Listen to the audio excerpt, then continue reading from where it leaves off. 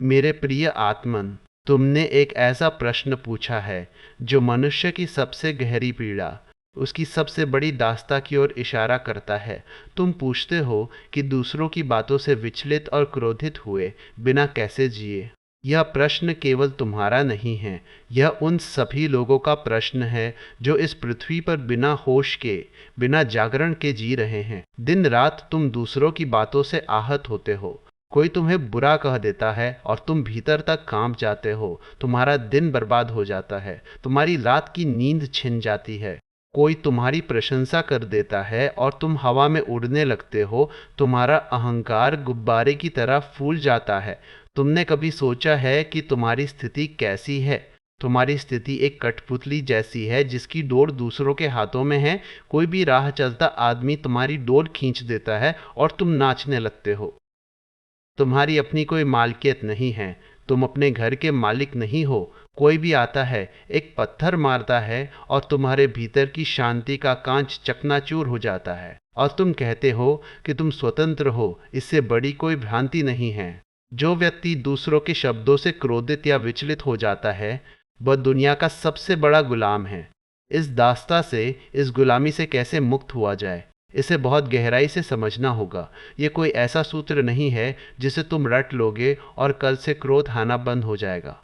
यह एक कीमिया है, एक रूपांतरण है जो बोध और साक्षी भाव से ही घटित हो सकता है। अहंकार पीड़ा का केंद्र। सबसे पहले तो यह समझो कि जब कोई तुम्हें अपशब्द कहता है, जब कोई तुम्हारी निंदा करता है, तो वह चोट कहाँ लगती है? वह चोट तुम्हारी आत्मा पर नहीं लगती। आत्मा तो आकाश की तरह है, उस पर कोई खरोच नहीं आ सकता। आकाश में तुम तलवार चलाओ, आकाश नहीं कटता।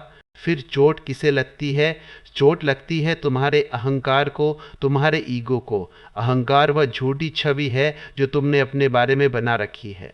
तुमने अपने भीतर एक धारणा बना रखी है कि मैं बहुत अच्छा हूँ, मैं बहुत समझदार हूँ, मैं बहुत सम्मानित हूँ, और तुमने इस छवि को दूसरों की आंखों से इकट्ठा किया है। तुम्हारा पूरा व्यक्तित्व ही उधार है। तुम दूसरों की राय पर निर्भर हो। यदि तुम सचमुच जानते कि तुम कौन हो, यदि तुम्हें अपना आत्मज्ञान होता, तो किसी के कुछ कहने से तुम्हें रत्ती भर भी फर्क नहीं पड़ता। कल्पना करो, तुम पूरी तरह से स्वस्थ हो और कोई आकर तुमसे कहे तुम तो कोढ़ी हो गए हो, तुम्हारे शरीर से बदबू आ रही है। क्या तुम क्रोधित होगे? नहीं, तुम शायद हंसोगे। तुम कहोगे पागल हो गए हो क्या, जाकर अपनी आंखें चेक करवाओ। तुम्हें क्रोध नहीं आएगा क्योंकि तुम निश्चित हो कि तुम कोढ़ी नहीं हो। लेकिन अगर कोई आकर तुमसे कहे कि तुम मूर्ख हो और तुम्हें क्रोध आ जाए, तो इसका सीधा सा अर्थ है कि तुम्हें खुद अपनी बुद्धिमत्ता पर संदेह है। तुम्हें भीतर कहीं यह डर है कि शायद मैं मूर्ख ही हूँ। उस व्यक्ति की बात ने तुम्हारे उस छिपे हुए घाव को छेड़ दिया है। क्रोध तब आता है जब कोई तुम्हारी उस सच्चाई को उजागर कर देता है जिसे तुम खुद से और दुनिया से छिपाना चाहते हो। या फिर क्रोध तब आता है जब वह तुम्हारी उस झूठी छवि पर प्रहार करता है जिसे तुमने बड़ी मेहनत से सजाया है। इसलिए पहला सूत्र है, अपनी झूठी छवि को गिर जाने दो, अहंकार को विसर्जित करो। जब भीतर कोई मैं बचेगा ही नहीं, तो चोट किसे लगेगी? खाली घर में कोई पत्थर फेंके तो क्या होता है? पत्थर भीतर गिर जाता है, कोई आवाज नहीं होती, कोई पलटकर जवाब नहीं देता। तुम्हें भीतर से एक खाली घर बनना है, शून्य बनना है। बुद्ध और क्रोधी व्यक्ति, उपहार का अस्वीकरण। इस बात को समझने के लिए मैं तुम्हें गौतम बुद्ध के जीवन की एक बहुत ही सुंदर घटना सुनाता हूँ। एक बार बुद्ध एक गांव से गुजर रहे थे। उस गांव के लोग बुद्ध के विरोधी थे, उन्हें बुद्ध की बातें समझ में नहीं आती थी। जब बुद्ध एक वृक्ष के नीचे बैठे, तो गांव का एक बहुत क्रोधी और अज्ञानी व्यक्ति वहां आया और बुद्ध को भद्दी भद्दी गालियां देने लगा। वह उनका अपमान करने लगा। उसने उन्हें ढोंगी कहा, पाखंडी कहा। बुद्ध के साथ उनके प्रिय शिष्य आनंद भी थे। आनंद भीतर ही भीतर आग बबूला हो रहे थे, उनका खून खौल रहा था। लेकिन बुद्ध चुप थे। बुद्ध ऐसे बैठे थे जैसे कुछ हो ही नहीं रहा है। उनके चेहरे पर वही असीम शांति, आंखों में वही करुणा। वह व्यक्ति गालियां देते देते थक गया, उसके मुंह से झाग निकलने लगा, वह हाँफने लगा।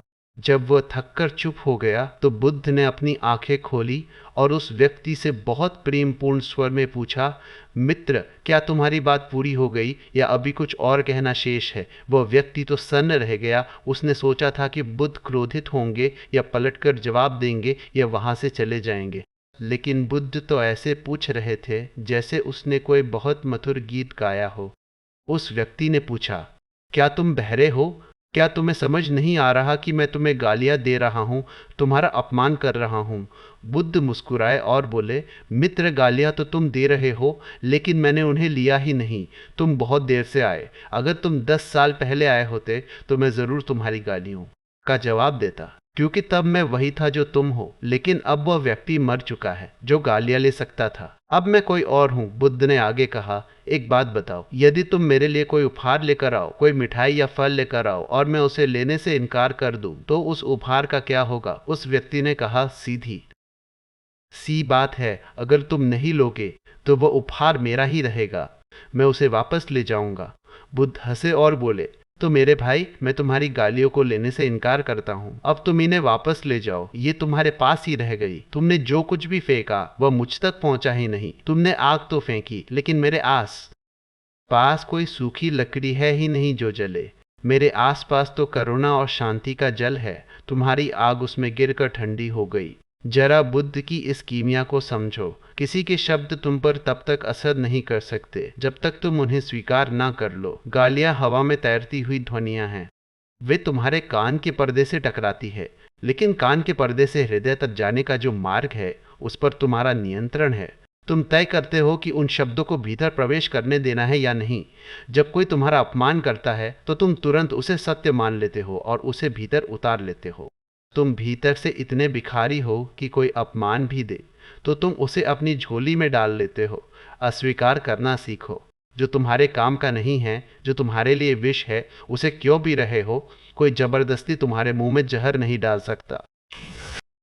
तुम खुद अपना मुंह खोलते हो और उसे पीते हो और फिर कहते हो कि उसने मुझे जहर पिला दिया। दूसरों का सत्य उनका है, तुम्हारा नहीं। एक और बहुत गहरी बात जो तुम्हें समझनी होगी वह यह है कि जब कोई व्यक्ति तुम्हारे बारे में कुछ कहता है तो वह तुम्हारे बारे में कुछ नहीं कह रहा होता है, वह केवल अपना खुद का परिचय दे रहा होता है। हर व्यक्ति अपने ही चश्मे से दुनिया को देखता है। जिसके भीतर जो भरा है वही बाहर छलकेगा।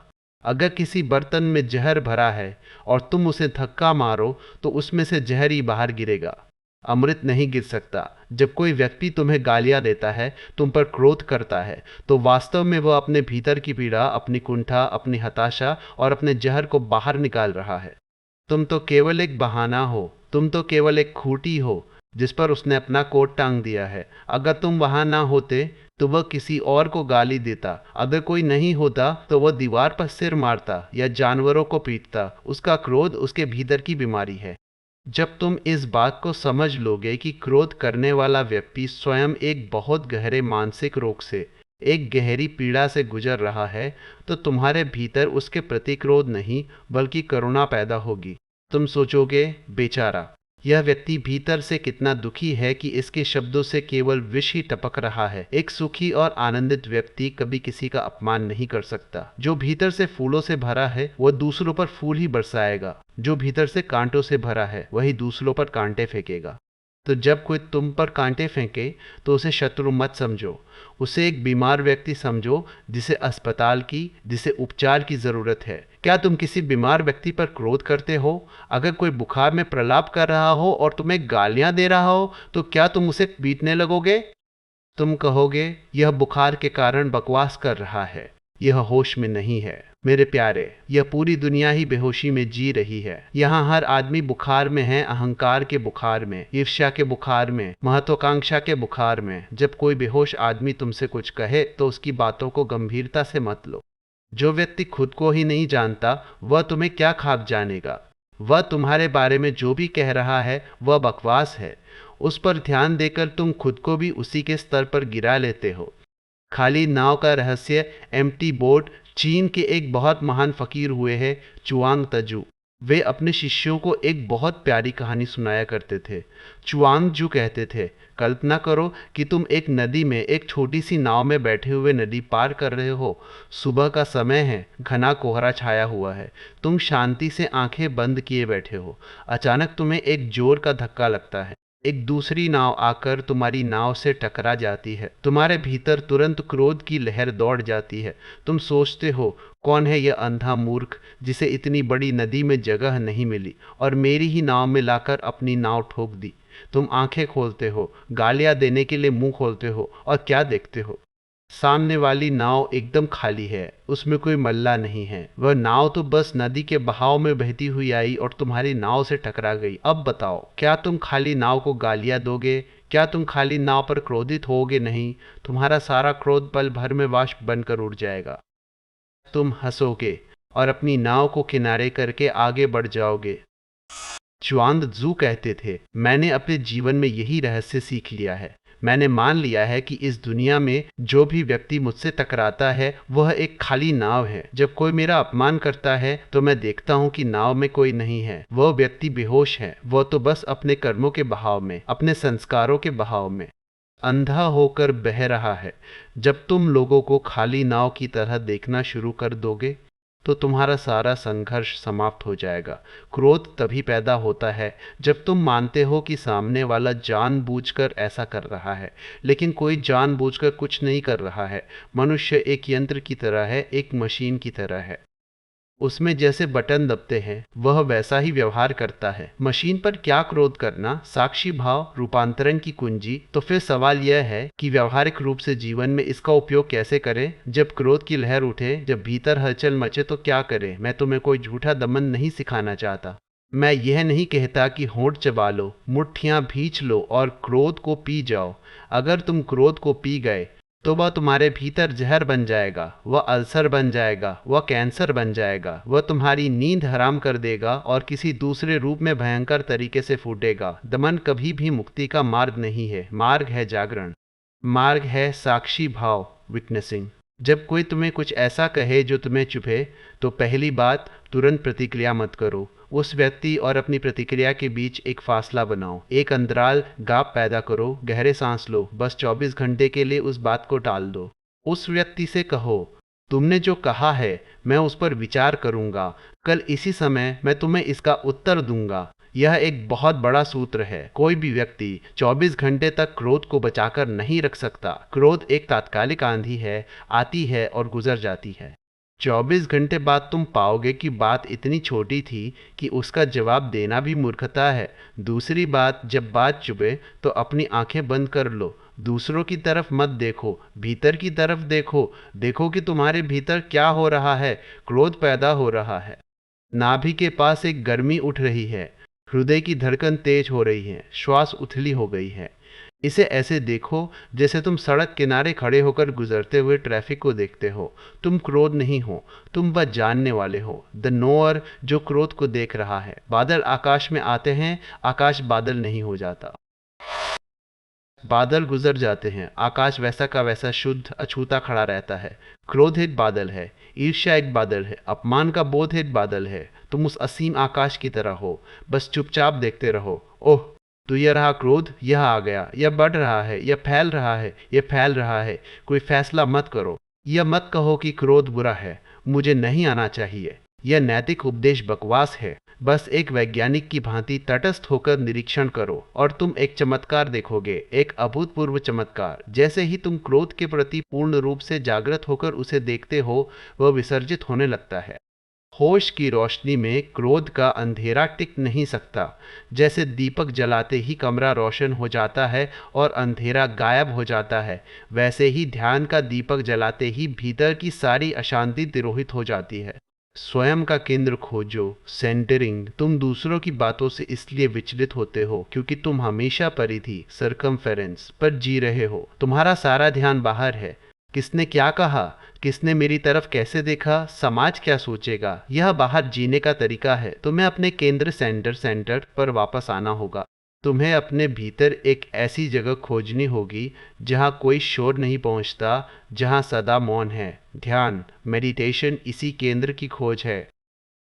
जब तुम रोज ध्यान में उतरोगे, जब तुम रोज कुछ समय के लिए दुनिया को भूलकर सिर्फ अपने होने, बीइंग का आनंद लोगे, तो तुम्हारे भीतर एक ऐसी सघन शांति का निर्माण होगा जिसे दुनिया की कोई भी ताकत हिला नहीं सकेगी। तुम्हारी जड़ें इतनी गहरी हो जाएंगी कि चाहे कितनी ही तेज आंधी आए, तुम्हारे पत्ते तो शायद थोड़ा हिले, लेकिन तुम उखड़ोगे नहीं। अभी तुम एक सूखे पत्ते की तरह हो। जरा सी हवा चलती है और तुम उड़ने लगते हो। हवा पूरब की चलती है, तुम पूरब उड़ने लगते हो। पश्चिम की चलती है, तुम पश्चिम उड़ने लगते हो। तुम्हारा अपना कोई वजन ही नहीं है। अपने भीतर वजन पैदा करो, सत्य का वजन, ध्यान का वजन। जब तुम अपने भीतर की दिव्यता को अनुभव कर लोगे, जब तुम जान लोगे कि तुम इस नश्वर शरीर और इस क्षणभंगुर मन से बहुत पार की कोई सत्ता हो, तो ये रोजमर्रा की छोटी छोटी बातें तुम्हें ऐसे लगेंगी जैसे वे किसी और दुनिया की हों। कल्पना करो, एक आदमी पहाड़ की चोटी पर खड़ा है। नीचे घाटी में दो लोग लड़ रहे हैं, गालियां दे रहे हैं। चोटी पर खड़े आदमी को उनकी आवाजें बस एक धीमी सी भनभनाहट की तरह सुनाई देती है। वह उन पर हंसता है, वह उनका हिस्सा नहीं बनता। ध्यान तुम्हें चेतना के उस पहाड़ की चोटी पर ले जाता है।